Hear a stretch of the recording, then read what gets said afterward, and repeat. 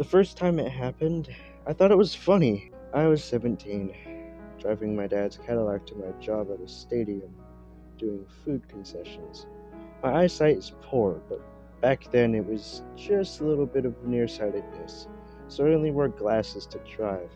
I got to work, parked, and set my glasses on the hump between the footwells of the front seats. I'm not sure why that was my habit, but it was. I worked my shift, returned to the car, my glasses were gone. I searched the car for several minutes, but my dad kept it clean, so it was pretty easy to tell they weren't in the car. Nothing else was missing, and I didn't really need my glasses to drive, so I just let it go for the time being. My car got out of the shop and then went back in again, so that 3 weeks later I was driving my dad's car again, this time to school. At the end of the day, I went back to the car and my glasses were on the hump between the front seats, right where I'd left them 3 weeks and 20 miles away. There is no way I could get out of a driveway or a parking lot without them falling, much less weeks of driving. Yet there they were. I decided that gnomes, not really, but it was a placeholder item, had taken my glasses, and then graciously returned them. It was a funny story for when the subject of the inexplicable came up. The next time it happened was a few years later, when I was in college. I smoked then, and one day I shifted the blanket on my bed, which caused my cigarettes to slide off the bed between it and the wall. I watched it slide off. Then it was gone. There was nothing at all between my bed and the wall. I pulled the bed entirely away from the wall, and there was no under the bed. I never saw them again. But again, this was a funny story, right? Maybe the gnomes are trying to make a healthy change in my life. There was a longer pause, and the third occasion, I was beginning as of this instance to feel like there was some connection. It was more than a decade later, when I was in my mid-30s. I was in my car gathering my stuff to get out. For some reason, my bank card was on the passenger seat. I think I'd gotten gas. As I was fumbling for it, I knocked it between the seat and the center console. I literally watched it fall. I never saw it again. My ex and I spent a combined 3 hours searching for it, but it was gone. It's annoying to have to replace your bank card, and it wasn't anything less annoying when the same thing, aside from a different car and of course card, happened again a few years later. But still, it seems silly, not to be taken seriously, no matter how weird or occasionally annoying. Yet, it gave me a distinct sense that there was more going on in the world than we can directly know. For a while after that, there was debatable instances. Like, did I genuinely just not see the object out in plain sight, or was it simply not there a moment before? My brain isn't great. I honestly can't say if any of these occasions are actually inexplicable or if I'm just a silly goose. You can't see things that are right there. And when things started happening again, I still couldn't see how they made any sense at all. Socks started appearing in my laundry that weren't mine or anyone who lives here. Before you ask, maybe someone has been here naked that doesn't live here? Not a chance. My husband and I are both disabled. We spend all of our time together, or at least in the house, if not always within arm's reach. So yeah, socks.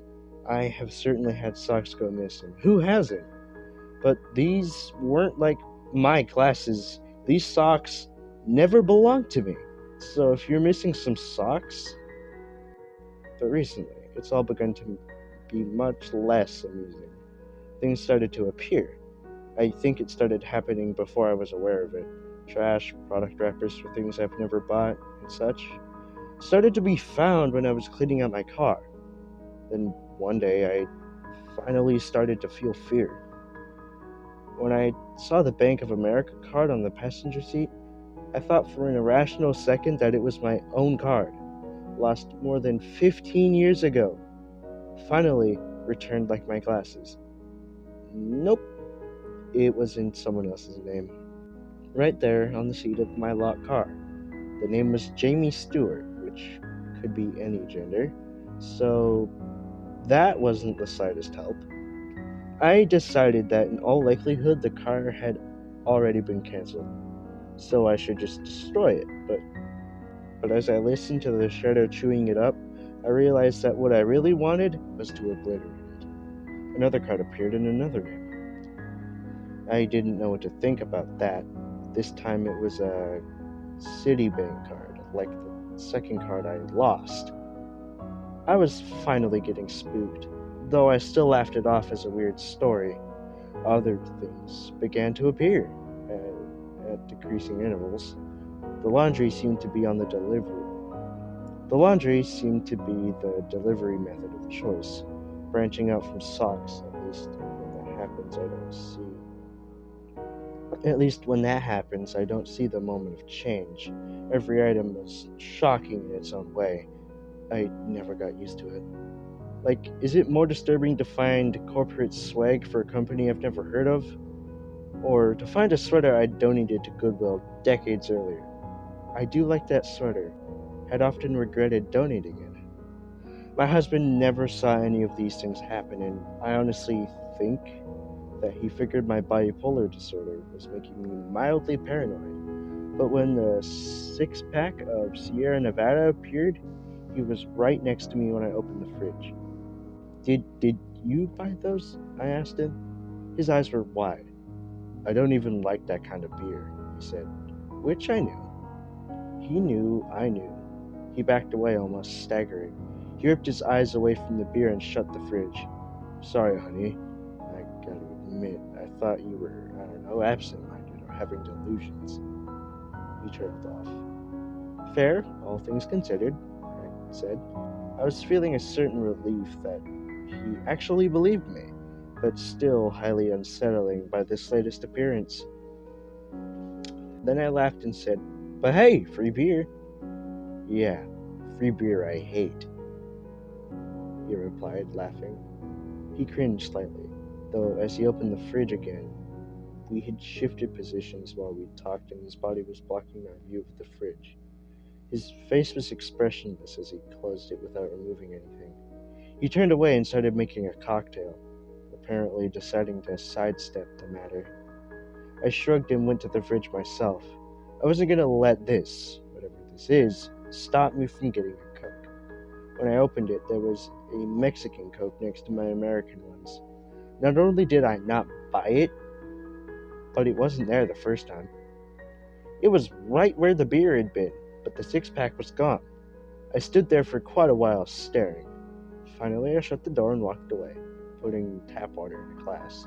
I took a sip and said, Did you see the Mexican Coke just now? I mean, when you opened the door? He nodded, but said nothing. His eyes were a little wild. He tried to speak, but at first only a weird noise came out. He cleared his throat and said, And the beer was gone. He tried to laugh, but it sounded funny. The wrong kind of funny. Maybe we should just buy a new fridge, I said, and made an odd choked noise when I tried to laugh. At least the gnomes brought you something you like. At least the gnomes brought you something you like, he said, teasing me. I'll pass. Mexican Cokes are great, but I'm a little leery of supernatural Cokes. I replied and led the way out of the kitchen. We had to pass through the dining room to return to the living room. And there, I faltered because, well, it wasn't like we passed through it a few minutes previously. The tablecloth was pushed along to bunch up at one end of the table, a vase of daffodils very near the edge.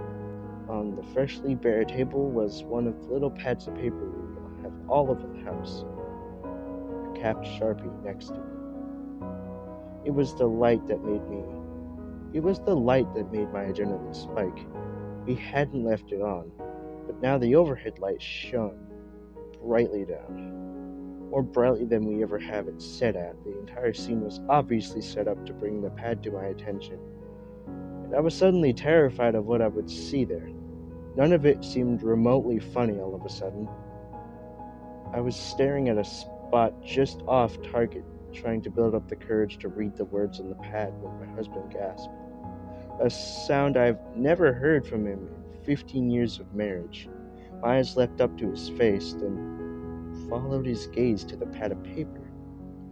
I read the words written in large letters. You could be more grateful. So now, my husband and I are sitting on a brick patio in the backyard, with no need to consult. We had bolted there. With no need to consult, we bolted there from the dining room. His cocktail is empty, as is my water glass. But we're afraid. I don't know what to do. Do I go for the Mexican Coke to show my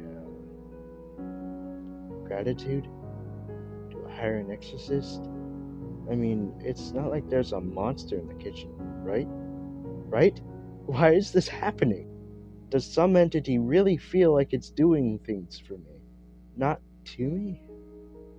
Was that entity just being sarcastic? This whole business about things appearing and disappearing would feel like gaslighting if there was a sense behind it, but I'm certain there is no human being that could be responsible. Is something trying to make me think I'm even crazier than I actually am? I just feel like what started out as intriguing, playful mysteries has become simply alarming. Is something or someone genuinely trying to communicate with me? Does it fundamentally believe it is